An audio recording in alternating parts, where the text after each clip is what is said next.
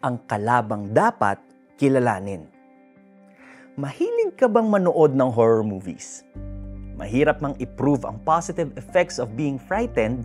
Serial movies like Shake, Rattle, and Roll anthology films and Friday the 13th American franchise show that many enjoy being stimulated by fear.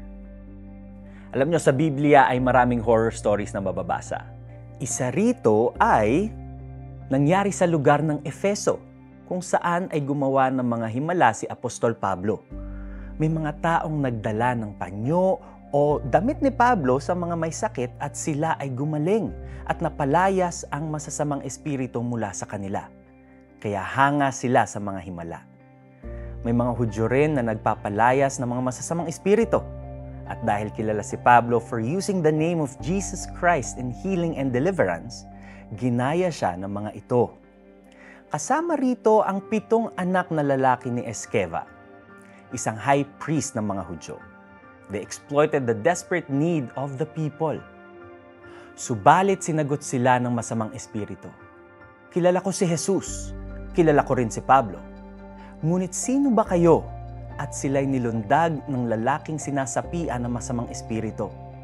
Tinalo silang lahat at malubhang sinaktan, anupat hubad at sugatan silang tumakas sa bahay na iyon. There is no neutral zone or peace plan for the devil. Ang mga alagad ay pinagkalooban ng Diyos ng panglaban at kailangang isuot ang mga ito araw-araw.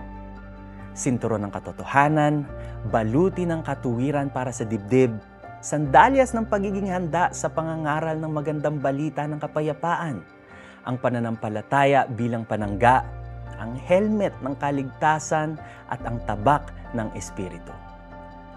Ang salita ng Diyos, ang banal na Espiritu at ang mga katotohanang nagmumula sa Diyos, ang ating matitibay na panlaban. Ihanda mo ang iyong sarili ngayong kilala mo na kung sino ang totoong kalaban. Huwag tayong matakot dahil ang kakampi nating si Jesus ay magtatagumpay. Binigyan din niya tayo ng tagumpay laban sa kalaban. Let's pray. Panginoon, tulungan po ninyo akong isuot ang mga kaloob ninyo at maging handa sa pagsalakay ng kalaban. Sa pangalan ni Jesus. Amen. Do you collect horror films or scary books? Ask God for wisdom and strength to let them go so you can focus on Him. Sapagkat hindi tayo nakikipaglaban sa mga tao, kundi sa mga pinuno, sa mga may kapangyarihan, at sa mga tagapamahala ng kadilimang umiiral sa sanlibutan ito.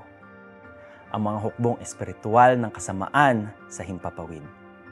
Ephesians 6 verse 12. Ako po si Neo Rivera. God bless.